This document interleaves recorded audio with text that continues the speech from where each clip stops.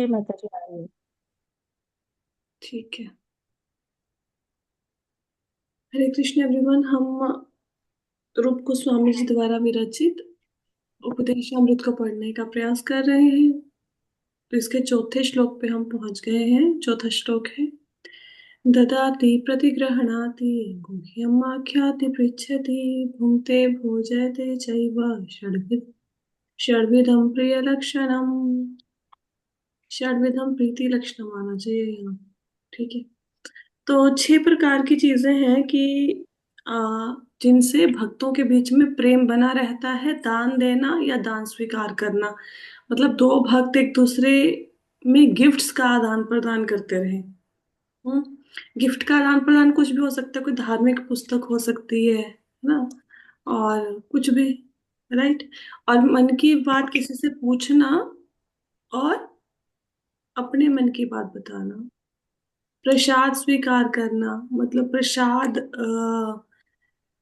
अगर कोई भक्त प्रसाद दे उसको स्वीकार करना, और दूसरे को अपने घर प्रसादम लेने के लिए बुलाना भी। ये 6 बातें बताई हैं रूप गोस्वामी जी ने, जिससे भक्तों के बीच में मैत्री बढ़ती है। तो ये हम लोगों ने किया था। श्लोका ऑफ कर लिया था। आगे चलते हैं। हम्म, यहाँ पे थे। भगवत गीता 2.62 में कहा गया है कि संगत संजायते काम। व्यक्ति की इच्छाएं और महत्वाकांक्षाएं उसकी संगति के अनुसार विकसित होती हैं। अक्सर कहा जाता है कि व्यक्ति अपनी संगति से जाना जाता है, और यदि साधारण व्यक्ति भक्तों की संगति करता है तो निश्चित रूप से अपनी सुप्त कृष्ण चेतना को विकसित करेगा। कृष्ण चेतना की समझ हर जीव में जन्मजात होती है, और यह कुछ हद तक तब विकसित होती है जब जीव शरीर धारण करता है। यहाँ पे ये कहा गया है कि जो आपकी कामनाएं हैं वो डिपेंड करती हैं आपकी कंपनी कैसी है। जैसी आपकी कंपनी होगी वैसी आपकी इच्छाएं हो जाएंगी। अगर भक्तों की कंपनी होएगी तो आपका भी मन करेगा नाम जाप करें, गीता भागवत पढ़े, कोई व्रत रखे, है ना। और अगर संसारी लोगों की कंपनी है, सपोज आपकी कंपनी ऐसे लोगों की है जो लोग पूरा दिन धन के विषय में बात करते हैं, तो अगर आपका धन में नहीं भी इंटरेस्ट, आप धन के विषय में सोचने लग जाओगे, क्योंकि कंपनी ऐसी है। अगर आपकी कंपनी ऐसे लोगों से हो जाए जिनको पूरा दिन शॉपिंग के बारे में सोचती है, तो आपके मन में भी शॉपिंग करने का विचार आने लगेगा, भले ही आपके मन में वो विचार पहले था या नहीं। तो संगति का बहुत अधिक प्रभाव होता है। एक एग्जाम्पल देते हैं कि एक तितली होती है, वो एक कीड़े को पकड़ के ना डाल देती है बिल के अंदर। तो वो कीड़ा उससे डरता है, वो दिन रात उसके बारे में सोचता रहता है तितली के बारे में। और फिर अंत में वो भी तितली ही बन जाता है, कीड़ा भी सोच सोच के उसके बारे में। और भी एक एग्जाम्पल देते हैं, जैसे जो कछुआ होता है वो अपने अंडों को दे देता है, ठीक है, समुंदर के किनारे। और समुंदर में बैठा बैठा सिर्फ अपना अपने अंडों का चिंतन करता है, सिर्फ सोचता रहता है अपने अंडों के बारे में। और सिर्फ उसके सोचने मात्र से अंडों का पोषण होता रहता है। तो सोच बहुत बड़ी चीज है। सोच कहाँ से आती है? सोच आती है, जैसे लोगों का आप संग करते हो वैसे सोच बन जाती है। तो इसलिए भक्तों का संग करना चाहिए ताकि भक्ति में आगे बढ़ने का मन करे। चैतन्य चरितमृत मध्य 22.107 में कहा गया है, नित्य सिद्ध कृष्ण प्रेम साध्य अपना प्रभु नाय श्रवण आदि शुद्ध चित्त करे उदय।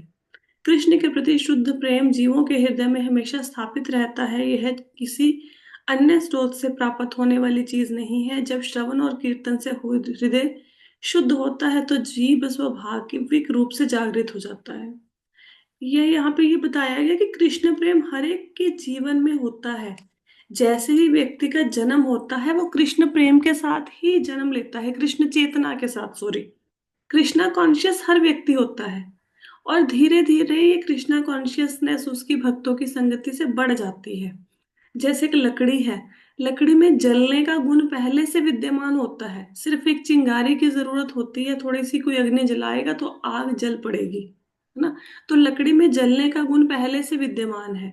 तो इसी प्रकार हमारे अंदर ऐसा नहीं कि कृष्ण चेतना कोई नई चीज है, कृष्णा कॉन्शियसनेस जिसको हम जगाने की कोशिश कर रहे हैं, बाय बर्थ है ये हमारे अंदर।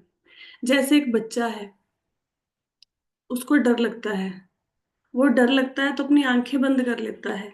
तो आंखें बंद करके इसको क्या दिखता है? काला काला दिखता है ना, जो काला काला दिखता है वो क्या है? वो कृष्ण है। हम्म। तो बचपन से ही कृष्ण चेतना है, लेकिन उसको सिर्फ जगाना है, और जागेगी कैसे? भक्तों की संगति से। चूंकि कृष्ण चेतना प्रत्येक जीव में अंतर्निहित है, इसलिए सभी को कृष्ण के बारे में सुनने का अवसर दिया जाना चाहिए। इसका मतलब ये है, क्योंकि कृष्ण चेतना इनबिल्ट मिली हुई है सबको जन्म के साथ। जैसे आपने एक टीवी खरीदा तो रिमोट उसके साथ आपको बाय डिफॉल्ट मिलेगा। जूते खरीदे, उसके लेसेस, उसके फीता आपको बाय डिफॉल्ट मिलेगा। आपने वॉशिंग मशीन खरीदी है तो उसके साथ मैन्युअल आपको बाय डिफॉल्ट मिलेगा। तो इसी प्रकार जैसे दूध खरीदा है तो मक्खन उसके अंदर ही छुपा हुआ है, बाय डिफॉल्ट मिलेगा। इसी प्रकार क्योंकि कृष्ण चेतना सभी जीवों के अंदर बाय डिफॉल्ट है, शुरू से है, इसलिए सबको कृष्ण के बारे में सुनने का अवसर दिया जाना चाहिए। केवल श्रवण और कीर्तन से, श्रवणम कीर्तनम, व्यक्ति का हृदय सीधे शुद्ध हो जाता है और व्यक्ति की मूल कृष्ण चेतना तुरंत जागृत हो जाती है। कृष्ण चेतना कृत्रिम रूप से हृदय पर थोपी नहीं जाती, यह पहले से ही वहां मौजूद है। जब कोई भगवान के पवित्र नाम का जाप करता है तो हृदय के सभी संसारिक कल्मश दूर हो जाते हैं। तो कहते हैं कि कृष्ण चेतना ऐसा नहीं कोई कोई बनावटी चीज है जिसको हम जबरदस्ती किसी के अंदर डालने की कोशिश कर रहे हैं कि नाम जपो, भगवान की कथाएं सुनो ना। ये तो पहले से किसी जीव के अंदर है। जैसे ही श्रवण कीर्तन करोगे, भगवान के नाम का जाप करोगे, वो एकदम से वो जागृत हो जाएगी। जैसे अम, आपके मोबाइल में ऑलरेडी फोन सुनने की पावर है, लेकिन वो चार्ज नहीं है। जैसे ही चार्ज करोगे वो मोबाइल एक्टिवेट हो जाएगा, है ना। जैसे ही सिम को रिचार्ज कर लोगे वो सिम एक्टिवेट हो जाएगा। तो पहले से है, इसको श्रवण कीर्तन भक्तों की संगति से जागृत करने की जरूरत है कृष्ण चेतना को। यहाँ पे शिष्टाष्टकम का पहला श्लोक दिया गया है। चैतन्य महाप्रभु ने अपने पीछे कोई ग्रंथ नहीं छोड़ा, सिर्फ उनके कुछ श्लोक हैं जिनका वो उच्चारण करते थे, उनको रूप गोस्वामी जी ने इकट्ठा किया।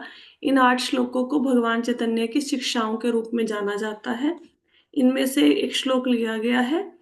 चेतोदर्पण मार्जनम भवमहादावाग्नि निर्वापनम श्रेयः कैरव चंद्रिका वितरणम विद्यावधो जीवनम आनन्दाम्बुधिवर्धनम प्रतिपदम पूर्णामृता स्वादनम सर्वात्मसनपनम परमं विजयते श्रीकृष्ण संकीर्तनम।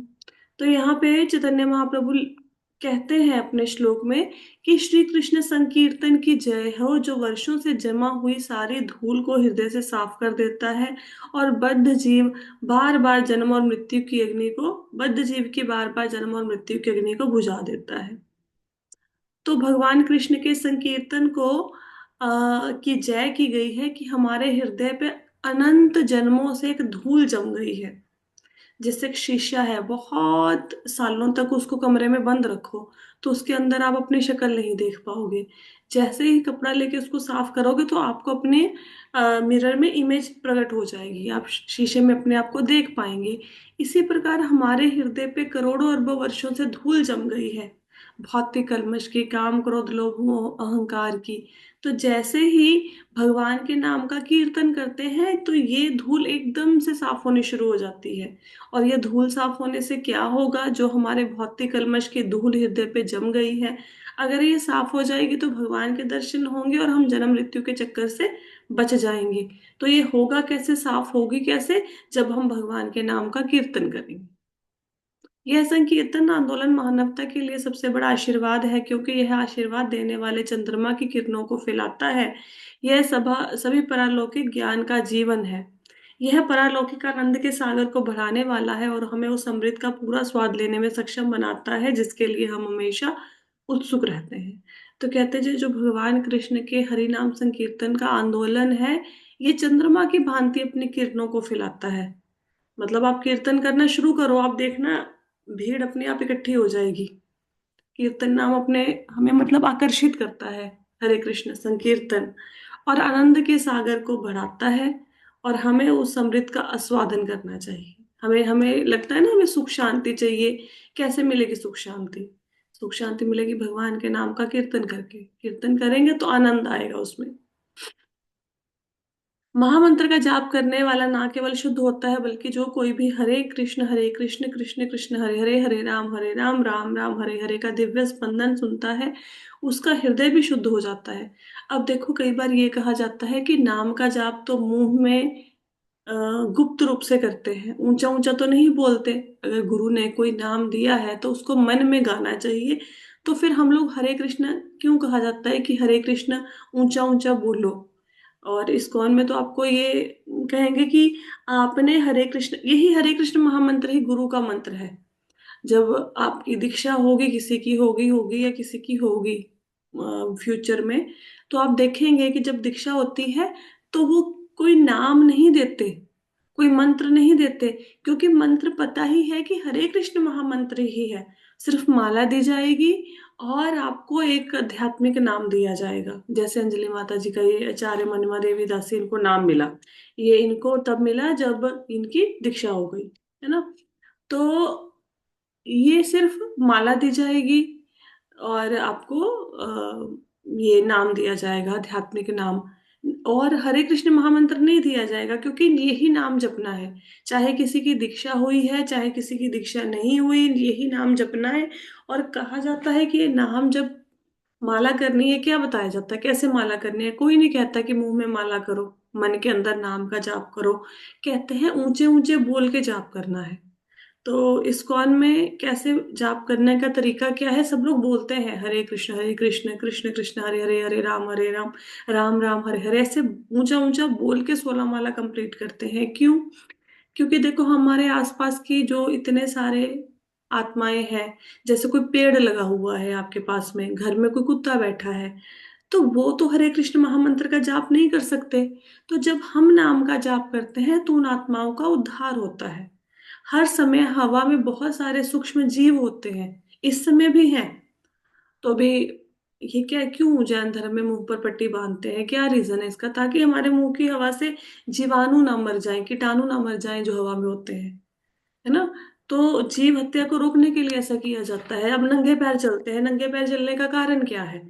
खुद को कष्ट देना कारण नहीं है, कारण ये है कि पैरों के नीचे आके आपके कीड़ा ना मर जाए। अगर आप नंगे पैर हैं, कोई आपके पैरों के नीचे कीड़ा आ गया तो वो मरेगा नहीं, चप्पल डालोगे तब मरेगा। तो इसलिए नंगे पैर चला जाता है। तो ये जो जीव है, ये हरे कृष्ण महामंत्र नहीं बोल सकते, ना पेड़ पौधे, ना पशु पक्षी, और ना ही जो प्रेत आत्माएं हैं, जिनका स्थूल शरीर तो खत्म हो गया, सूक्ष्म शरीर में भटक रही है इधर इधर। तो उनको जब हरे कृष्ण महामंत्र का हम जाप करते हैं, वो सुनते हैं, तो उनका उद्धार होता है। वैसे भी हरे कृष्ण महामंत्र का जब जैसे प्रभात फेरी इत्यादि निकलती है, या अभी रथ यात्रा होगी, उसमें रथ यात्रा में सब लोग ऊंचा ऊंचा हरे नाम का कीर्तन करते हुए चलेंगे। क्यों? क्योंकि जो व्यक्ति खड़ा होकर सुनेगा उसका भी उद्धार होगा। चाहे भले ही कोई, कई बार आप देखते हो कि कुछ लोग बहुत रिजिड होते हैं और कहते हैं हम हरे कृष्णा बोलेंगे ही नहीं। आप बोलो हरे कृष्णा, आगे से जवाब नहीं देंगे, तो भले ही वो जवाब ना दे आगे से, लेकिन जब आपने हरे कृष्ण बोला, उन्होंने सुना ना, तो सुनने मात्र से उनका उद्धार हो जाएगा। आइडली तो हरे कृष्ण की ना रिंगटोन लगा लेनी चाहिए। जब भी कोई व्यक्ति आपको फोन करे, उसको अपने आप ही हरे कृष्ण महामंत्र सुन जाए, सुनने से ही उद्धार हो जाएगा। हम्म। तो आगे कहते हैं, यहाँ तक कि निमंत्रण जानवरों, कीड़ों, पेड़ों और जीवन की अन्य प्रजातियों में सन्निहित आत्माएं भी केवल दिव्य स्पंदन को सुनकर शुद्ध हो जाते हैं। दिव्य स्पंदन का मतलब होता है आध्यात्मिक, स्पिरिचुअल ध्वनि। हम्म। और पूरी तरह से कृष्ण चेतना बनने के लिए तैयार हो जाती हैं। तो अगर आप हरे कृष्ण महामंत्र ऊंचा ऊंचा गाएंगे, तो भले ही आपके पास कोई जानवर बैठा है, पशु पक्षी बैठा है, पेड़ बैठा है, उसका उद्धार हो जाएगा। उसको भी अगले जन्म में मनुष्य योनि मिलेगी, वो भी भगवान के नाम का कीर्तन करेगा, उद्धार हो जाएगा उसका। यह ठाकुर हरिदास द्वारा समझाया गया था कि जब चैतन्य महाप्रभु ने उनसे पूछा कि मनुष्य से निमंत्रित जीवों को भौतिक बंधन से कैसे मुक्त किया जा सकता है, हरिदास ठाकुर ने कहा, पवित्र नामों का जाप इतना शक्तिशाली है कि यदि कोई जंगल के सबसे दूरस्थ भाग में भी जप करे, तो भी पेड़ और जानवर केवल कंपन सुनकर कृष्ण भावनामृत में आगे बढ़ेंगे। यह वास्तव में श्री चैतन्य महाप्रभु द्वारा स्वयं सिद्ध किया गया था। जब वो झारखंड के जंगलों से निकल गए थे, उस समय बाघ, सांप, हिरण, अन्य सभी जानवरों ने अपनी स्वाभाविक दुश्मनी को त्याग दिया और संकीर्तन में जाप और नृत्य करना शुरू कर दिया। यहाँ पे क्या बताया गया है, हरिदास ठाकुर। हरिदास ठाकुर कौन है, नामाचार्य हैं। तो हरिदास ठाकुर को जब पूछा, देखो चैतन्य महाप्रभु कितने दयालु हैं, वो सबके बारे में सोचते हैं। वो कहते हैं कि चलो मनुष्यों का उद्धार तो हो जाएगा, हरे कृष्ण महामंत्र बोलेंगे उद्धार हो जाएगा, लेकिन पेड़ पौधों का क्या, कीड़े मकोड़ों का क्या, है ना, मुस्लिम लोग जो गऊ का मांस खा रहे हैं उनका क्या। तो हरिदास ठाकुर से पूछा कि भाई जो मनुष्य से निम्न जोनियां है, कीड़े मकोड़े, पशु पक्षी पेड़, इनका उद्धार कैसे होगा। तो हरिदास ठाकुर ने बोला कि चाहे कोई व्यक्ति दूर जंगल में जाके बैठ जाए, दूर, और वहां पे बैठ के हरे कृष्ण महामंत्र का जाप करने लग जाए, तो होगा क्या, उसको सुनने मात्र से जीव जंतुओं का उद्धार हो जाएगा। पेड़ पौधे भी तो योनि है ना, पेड़ पौधे, ये शेर चीता मक्खी सांप चूहा, सबका उद्धार हो जाएगा जो हरे कृष्ण महामंत्र को सुनेंगे। और चैतन्य महाप्रभु जब जा रहे थे झारखंड के जंगलों से, तो उन्होंने हरे कृष्ण महामंत्र का कीर्तन करना शुरू किया। तो जितने भी जंगल के जानवर थे, चाहे वो शेर था, चीता था, हिरन था, सांप था, सब लोगों ने आपसी दुश्मनी भुलाकर महाप्रभु के साथ नृत्य करना शुरू कर दिया हरे कृष्ण महामंत्र के ऊपर। जानवर भी नाचने लग गए। तो खैर हमारे अंदर तो कहते कि इतनी शक्ति नहीं है कि हम हरे कृष्ण महामंत्र का जाप करें और जानवर भी नाचने लग जाए, लेकिन फिर भी हम लोग कम से कम ऊंचा ऊंचा बोल के सुना तो सकते हैं ना मंत्र उनको। बेशक हम श्री चैतन्य महाप्रभु की गतिविधियों का अनुकरण नहीं कर सकते, लेकिन हमें उनके पद चिन्हों पर चलना चाहिए। हम इतने शक्तिशाली नहीं हैं कि बाघ सांप बिल्ली कुत्ते जैसे निचले जानवरों को मंत्र मुग्ध कर सके या उन्हें नाचने के लिए लुभा सके, लेकिन भगवान के पवित्र नामों का जाप करके हम वास्तव में दुनिया भर में कई लोगों को कृष्ण भावनामृत में परिवर्तित कर सकते हैं। भगवान के पवित्र नाम का योगदान या वितरण दान देने या दान लेने का एक उत्कृष्ट उदाहरण है। उसी तरह व्यक्ति को प्रतिगृहणाति सिद्धांत का भी पालन करना चाहिए और पारलौकिक उपहार प्राप्त करने के लिए इच्छुक और तैयार रहना चाहिए। व्यक्ति को कृष्ण चेतना आंदोलन के बारे में पूछताछ करनी चाहिए और भौतिक दुनिया की स्थिति को समझने के लिए अपना दिमाग खोलना चाहिए। इसको गुह्यम आख्याति पृच्छति सिद्धांतों की सेवा की जा सकती है। यहाँ पे क्या बताया गया है कि हम मानते हैं कि हमारे अंदर इतनी शक्ति तो नहीं है कि किसी जंगल में जाएं, हरे कृष्ण महामंत्र का जाप करें और शेर चीता के नाचने लग जाएं। इतनी तो हमारे अंदर पावर नहीं है, वो तो भगवान थे चैतन्य महाप्रभु, है ना।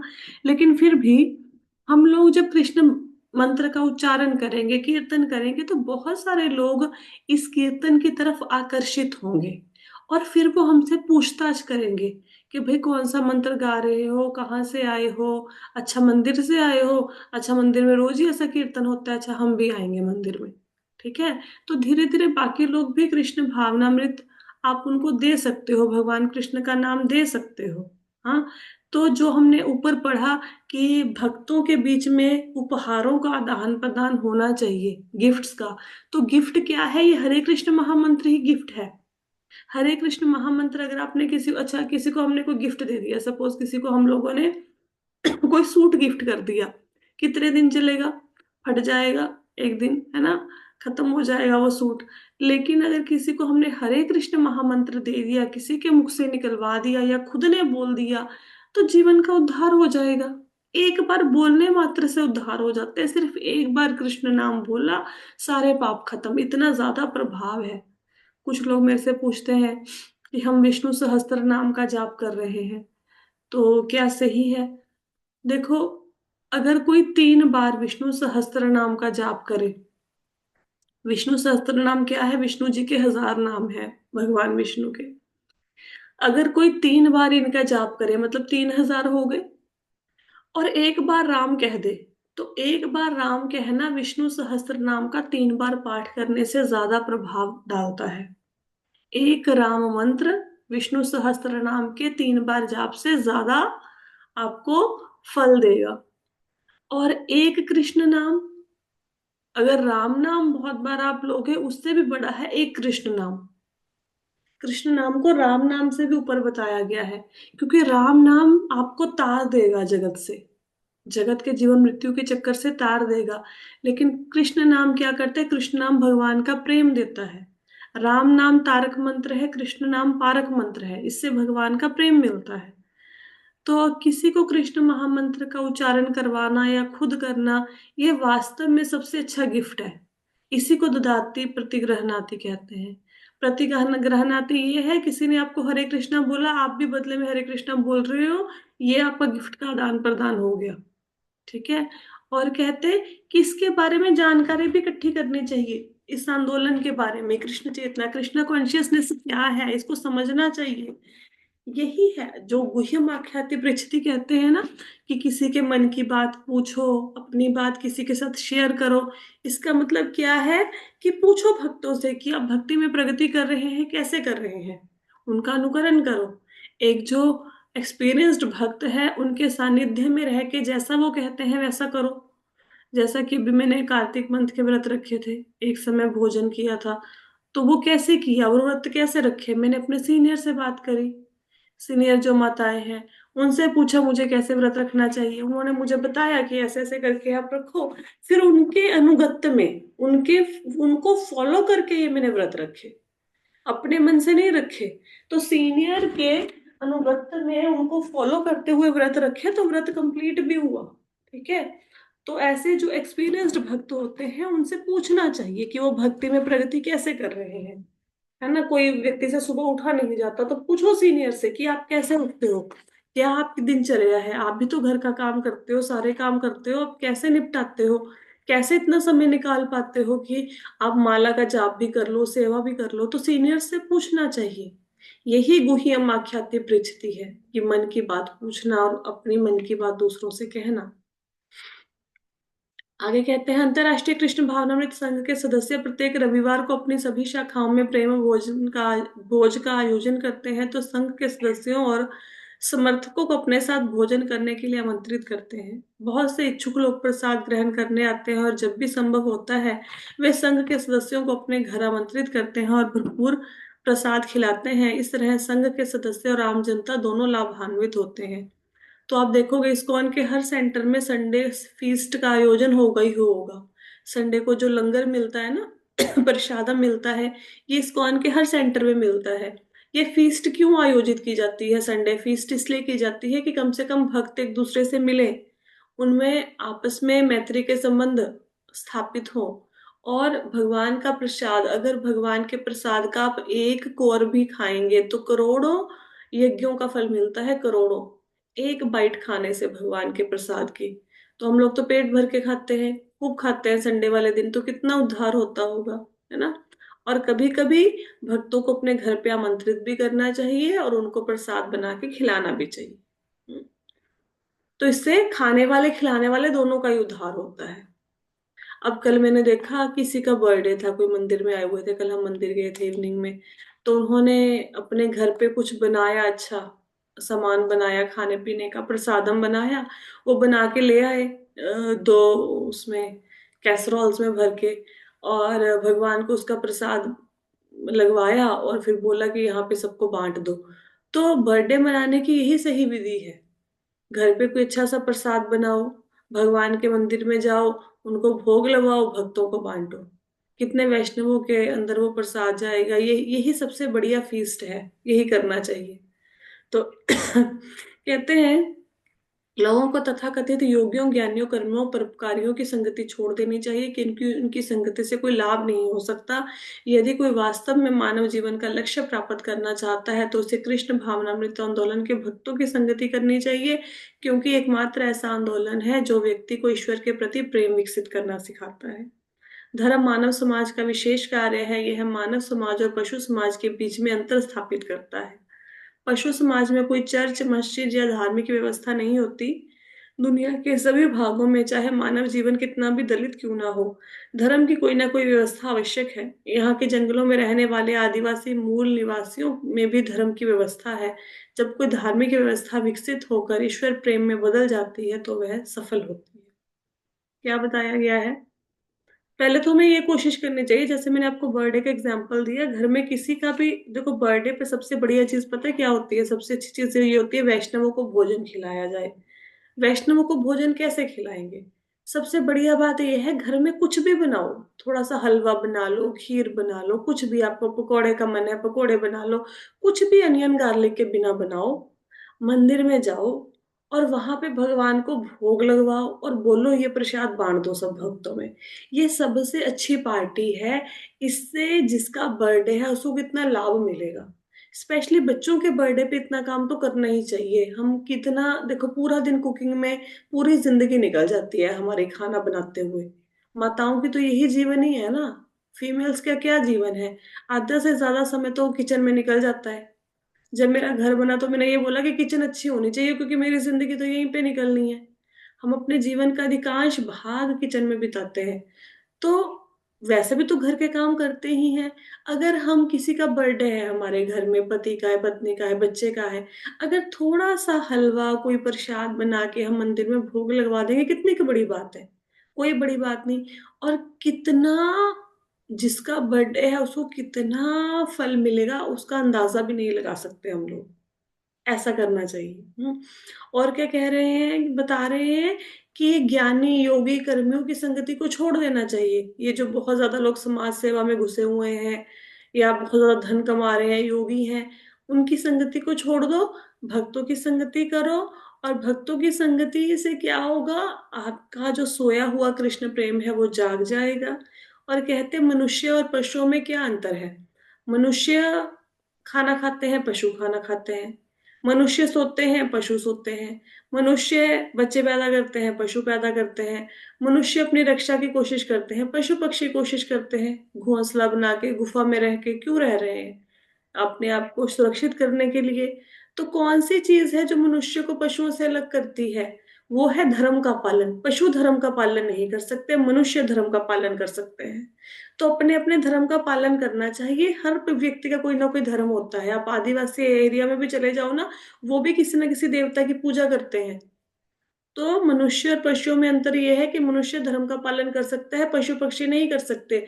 और अगर हम लोगों ने जीवन ग्रहण किया और जीवन लेके अपने धर्म का पालन ही नहीं किया, फिर क्या जीवन लिया, फिर हम में और पशुओं में क्या अंतर है। कोई अंतर नहीं, बल्कि पशु ज्यादा अच्छे हैं। हमारे तो एक बच्चा होता है और पशुओं के देखो कितनी संतानें होती हैं। कुत्ते को देखो, सुअर को देखो, इतने इतने बच्चे हैं। हम क्या सोएंगे, हम लोग तो कुछ घंटे ही सोते हैं। पोलर बियर को देखो 6 महीने सोया रहता है। और हम क्या खाएंगे, हम 2 रोटियां खा लेंगे, 3 खा लेंगे। हाथी को देखो 50 टन खाता है। और हम क्या सुरक्षित करेंगे, हमें तो सुरक्षा के लिए बॉडीगार्ड की जरूरत है ना।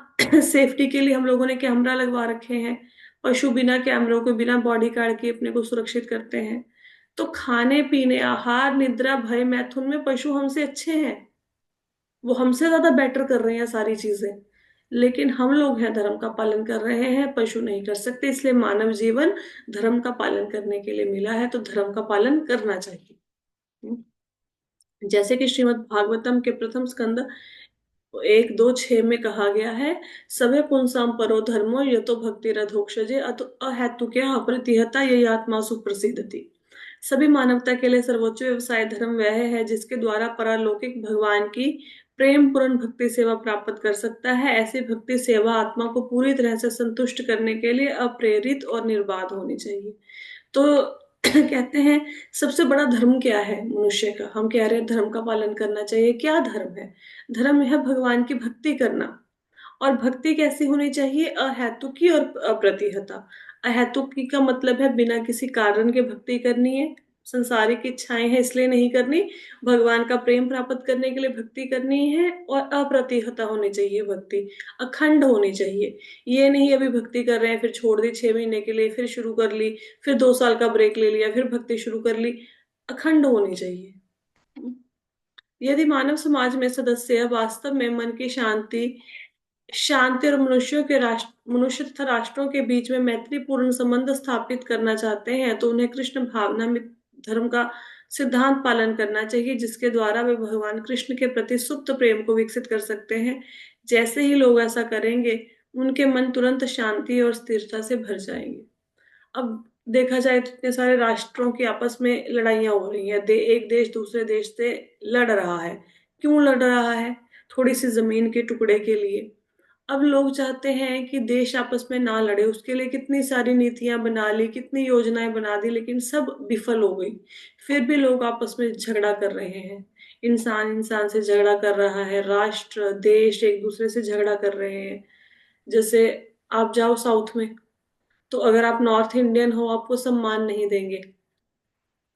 आप अगर साउथ में जाओ, अब जैसे हैदराबाद जाओ, हैदराबाद में जैसे रात के 9-10 बजे हुए हैं और आपको ऑटो चाहिए, तो अगर साउथ इंडियन खड़ा है उसको बिठा के ले जाएंगे ऑटो वाले, नॉर्थ इंडियन को बिठा के नहीं लेके जाएंगे।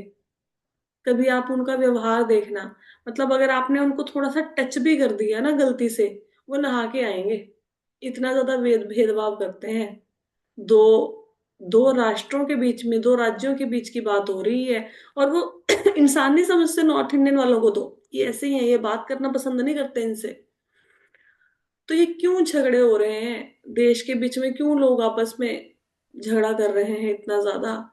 क्योंकि भगवान का प्रेम नहीं है लोगों के मन में। अगर वो भगवान का नाम लेंगे तो उससे क्या होगा कि कृष्ण प्रेम के कारण मन में शांति आ जाएगी और सब एक दूसरे से मिलजुल कर रहेंगे। और कोई योजना बनाने से ये समस्या हल नहीं हो सकती कि लोग एक दूसरे से नफरत करनी बंद कर दें। नहीं करेंगे। हाँ, अगर भगवान का नाम लेना शुरू करेंगे तो अपने आप ही सबसे प्रेम हो जाएगा। आप वैसे भी देखेंगे जो भक्त होते हैं वो, उनका हृदय दयालु होता है, सॉफ्ट होते हैं वो। जो भक्त होते हैं वो कैसे सॉफ्ट हुए, हृदय दयालु कैसे बना? भगवान का नाम हृदय में दयालुता भर देता है, सॉफ्ट बना देता है इंसान को। आगे कहते हैं, इस संबंध में श्रील भक्ति सिद्धांत सरस्वती ठाकुर कृष्ण भावनामृत आंदोलन का प्रचार करने वाले सभी भक्तों को चेतावनी देते हैं कि वे निराकारवादी मायावादियों से बात ना करें, जो हमेशा ऐसे आस्तिक आंदोलन का विरोध करने के लिए दृढ़ संकल्पित रहते हैं। दुनिया मायावादियों और नास्तिकों से भरी हुई है, और ये दुनिया के राजनीतिक दल भौतिकवाद को बढ़ावा करने के लिए मायावाद और अन्य नास्तिक दर्शन का लाभ उठाते हैं। कभी कभी वे कृष्ण भावनामृत आंदोलन का विरोध करने के लिए एक मजबूत पार्टी का समर्थन भी करते हैं। मायावादी और अन्य नास्तिक नहीं चाहते कि कृष्ण भावनामृत आंदोलन विकसित हो, क्योंकि यह लोगों को ईश्वर की चेतना की शिक्षा देता है। नास्तिकों की नीति ऐसी ही है, सांप को दूध और केले खिलाने से कोई लाभ नहीं, सांप कभी संतुष्ट नहीं होता। इसके विपरीत दूध और केले खाने से सांप अधिक विषैला हो जाता है। केवलम विषवर्धनम, यदि सांप को दूध पिला दिया जाए तो उसका विष बढ़ जाता है। इसी कारण हमें अपने मन की बात मायावादियों और कर्मियों के सामने प्रकट नहीं करनी चाहिए। ऐसी बात प्रकट करने का कोई लाभ नहीं होगा। तो अपने मन की बात करनी है, लेकिन अपने मन की बात भक्तों के सामने, मायावादियों के सामने। मायावादी क्या कहते हैं? मैं और भगवान एक ही हैं, और हम भी भगवान बन सकते हैं। उन लोगों के सामने, या जो कहते हैं कि भगवान का कोई रूप नहीं है, भगवान निराकार है, उनके सामने अपने मन की बात प्रकट मत करो। यहाँ पे लिखा हुआ है ना, गुह्यम आख्याति पृच्छति, कि अपने मन की बात तो किसी से बताना, या किसी के मन की बात पूछना। तो अपने मन की बात बताओ, लेकिन मायावादियों को मत बताओ, अब भक्तों को मत बताओ, वो आपका मजाक उड़ाएंगे। जैसे अभी सपोज किसी का फ्रेंड सर्कल ऐसा है कि सबके सब लोग दारू पियेंगे, है ना, वहां पे जुआ खेल लेंगे, कुछ ऐसा फ्रेंड सर्कल है सपोज किसी का, तो उनको जाके बोलोगे कि हमने मंदिर जाना शुरू किया, सेवा करनी शुरू कर दी, वो मजाक बनाएंगे। और कई बार तो ऐसा भी होता है, जैसे अभी मेरे हस्बैंड ने बताया कि उनका एक फ्रेंड है, वो थोड़ा ड्रिंक करता था, अब उसने छोड़ दी ड्रिंक करनी। कहता मेरा तो सर्कल ही खत्म हो गया। तो जब ड्रिंक करने वाला व्यक्ति ड्रिंक करनी छोड़ देता है, वाकई में उसका सर्कल खत्म हो जाता है। क्योंकि फिर जो पीने वाले हैं, अगर आप नहीं पियोगे साथ में बैठ कर, उनको पसंद ही नहीं आता कि हम पी रहे हैं तू नहीं पी रहा, और वो जबरदस्ती पिलाएंगे, थोड़ा सा पियो जी पियो, है ना। तो मन की बात को शेयर करना है, लेकिन ऐसे लोगों के सामने नहीं करना जो भक्त नहीं है। वो तो मजाक उड़ाएंगे। फिर हो सकता है कभी आपके मन में भी आ जाए कि ये देखो, ये तो जिंदगी के मजे लूट रहे हैं, है ना, यहाँ पे खा पी रहे हैं, हम क्या हरे कृष्ण मंत्र कर रहे हैं। वो आपको भी भक्त बना देंगे। जो भक्ति के मार्ग पर चल रहे हो उससे आपको हटा देंगे। तो इसलिए ऐसे लोगों की संगति नहीं करनी चाहिए। तो कहते हैं कि ऐसे लोगों की संगति करना मतलब सांप को दूध पिलाना। हम हमें लगे हम सांप को दूध पिला रहे हैं, बड़ा अच्छा काम कर रहे हैं, ये हमारा मित्र बन जाएगा। सांप कभी मित्र नहीं बनता। जितना सांप को दूध पिलाओगे उतना उसका विषैलापन बढ़ता जाता है। तो अपने मन की बात प्रकट करनी है, लेकिन उन लोगों के सामने प्रकट करनी है जो भक्त हैं। जो अभक्त हैं वो मजाक उड़ाएंगे और आपको भी भक्ति के मार्ग से हटा देंगे। हम्म। आगे कहते हैं, ऐसी बात प्रकट करने से कोई लाभ नहीं होगा, इसी कारण हमें अपने मन की बात मायावादियों और कर्मियों के सामने प्रकट नहीं करनी चाहिए। ऐसी बात प्रकट करने से कोई लाभ नहीं होगा। उनके साथ पूरी तरह से संगति से हमें बचना है और उनसे कभी कोई गोपनीय बात नहीं पूछनी, क्योंकि वे अच्छी सलाह नहीं दे सकते। ना ही हमें मायावादी और नास्तिकों का आमंत्रण देना चाहिए, ना ही उनका आमंत्रण स्वीकार करना चाहिए, क्योंकि इस प्रकार के घनिष्ठ मेल मिलाप से हम उनकी नास्तिक मानसिकता से प्रभावित हो सकते हैं। संगात संजायते काम। इस श्लोक का नकारात्मक आदेश है कि हमें मायावादी और नास्तिकों को कुछ कुछ भी देने या उनसे लेने से बचना चाहिए।